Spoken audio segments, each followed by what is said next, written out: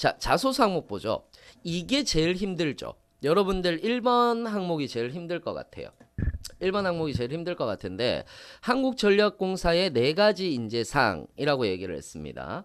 그러면은 기업가형 인재, 통섭형 인재, 도전형 인재, 가치창조형 인재 중 본인과 가장 부합된다고 생각하는 인재상을 2가지 선택하라고 얘기를 했어요. 자, 여기에서는 여러분들이 이런 얘기를 합니다. 선생님, 그러면 2가지면은 2가지 사례를 써야 되나요? 라고 이렇게 얘기를 할 수도 있는데 아니요, 꼭 그렇지는 않습니다. 2가지 사례를 쓰셔도 되는 거고 또는 한 가지 사례로 2가지 인재상을 이야기를 하셔도 되는 겁니다.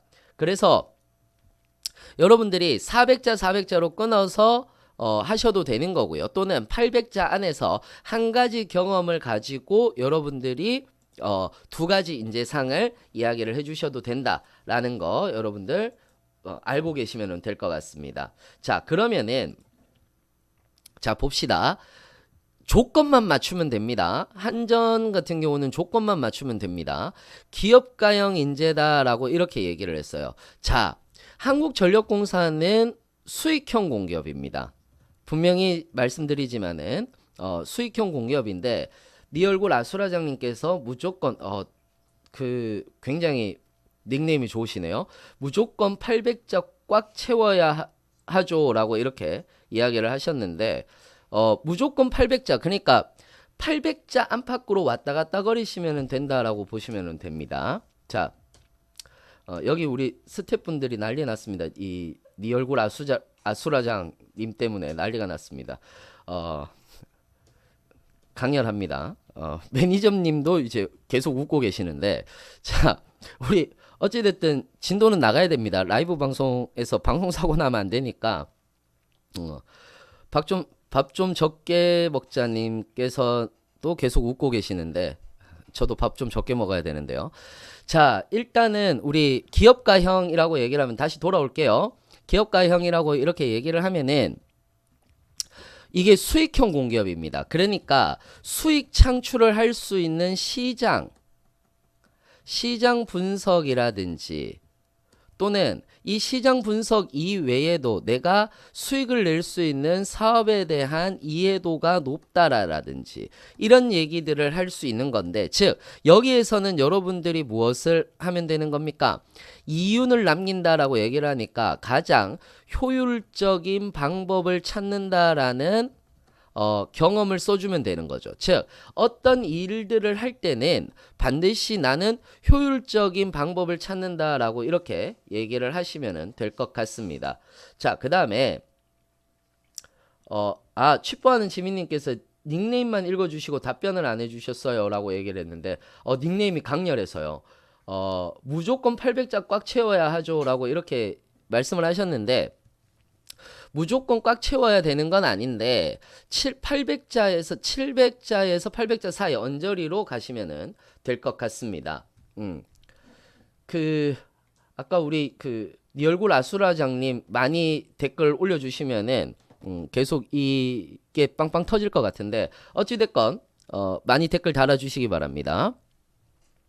자, 다시 돌아가시면은 기업가형 인재 같은 경우는 효율적 방법이다라고 이렇게 생각을 하시면 돼요. 그러니까 내가 어떤 프로젝트를 했을 때 효율적 방법을 사용해서 시간을 아꼈다라고 얘기를 한다라거나 또는 예산을 아꼈다라고 얘기를 하는 요 부분들을 중심으로 해서 보시면 될 것 같습니다.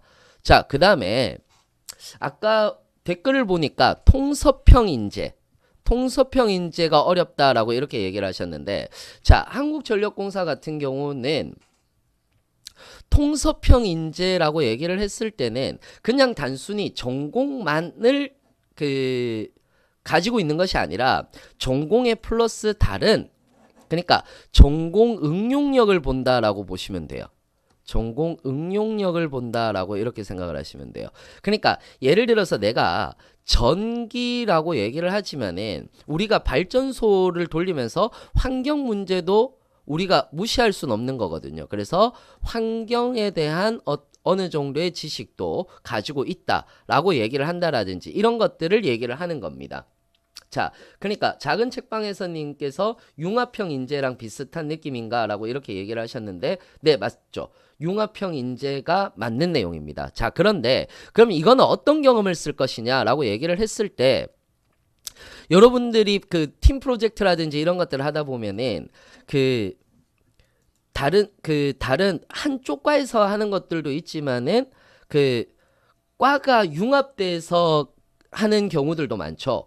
밥 좀 적게 먹자님께서 사무직은 뭘 섞어야 하죠라고 이렇게 하셨는데, 사무직도 역시 마찬가지입니다. 사무직도 역시 마찬가지로 예를 들어서 사무직이 이게 쓰기가 좋은 게, 사무직 같은 경우는 문과형 인재에다가 내가 기술 부분을 어느 정도 알고 있다라는 요것만 가지고 있으면 충분히 하실 수 있거든요. 충분히 하실 수 있는데, 가치 창조형 인재 묵묵님께서 조금 이따가 제가 해드리도록 하겠습니다. 조금 이따가 해드리도록 하겠습니다. 자, 그러면은 문과에다가 기술 능력이 같이 있다, 또는 기술을 가지고 있고 나는 인문학적인 능력도 가지고 있다, 이런 식으로 얘기를 해주면 좋거든요. 자, 그러면은 이 부분 같은 경우는 어떤 경험이 좋으냐, 팀 프로젝트를 했을 때 여러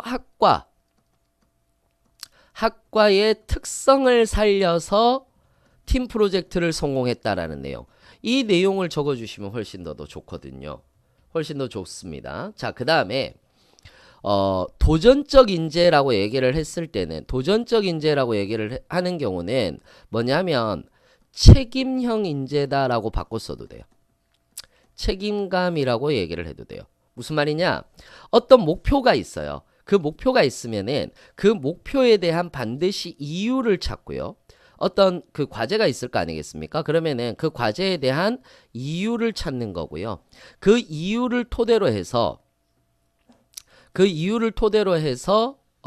그 목표보다 조금 더 높은 설정을 했고, 그 목표보다 높은 설정을 해서 이루어냈다라는 이런 내용들을 여러분들이 쓰시면 될 것 같은데, 작은 책방님께서 도전은 뭔가 사례 많이 겹칠 것 같아요 라고 이렇게 말씀하셨는데, 네, 실제로도 사례 조금 겹친다라고 이렇게 보실 수 있습니다.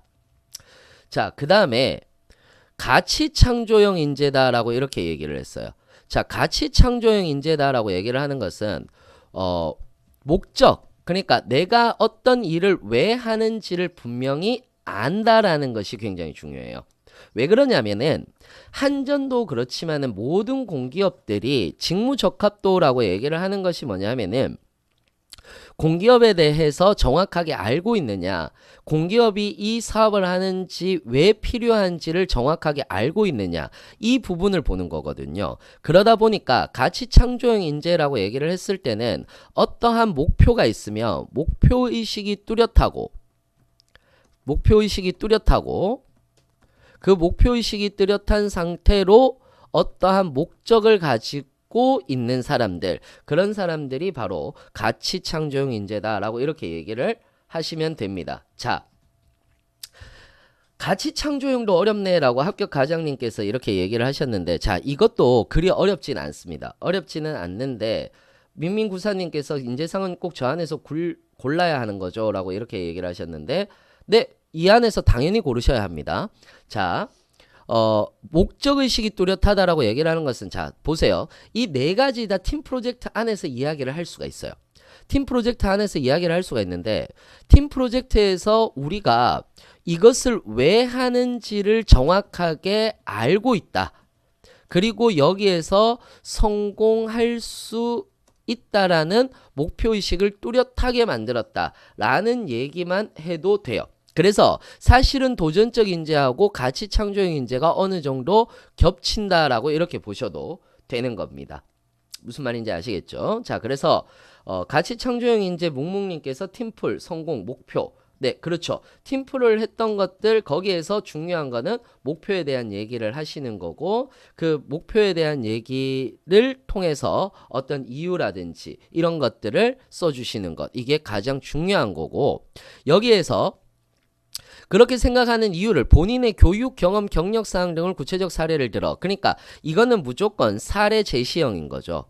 그러니까 본인의 생각도 중요하지만은 어떤 사례를 여러분들이 구체적으로 적어주시는 것이 가장 좋습니다. 그러니까 여기에서 꼭 나와야 되는 것은 뭐겠습니까? 첫 번째, 본인의 역할, 내 역할에 대해서 적어주시는 게 좋고요. 그 다음에 두 번째, 이를 토대로 해서 내가 어떤 역량을 획득했다라는 얘기를 써주시면 되는 겁니다. 제가 늘 얘기했듯이 역량은 지식, 기술, 태도를 얘기한다라고 이렇게 이야기를 한 바가 있었습니다.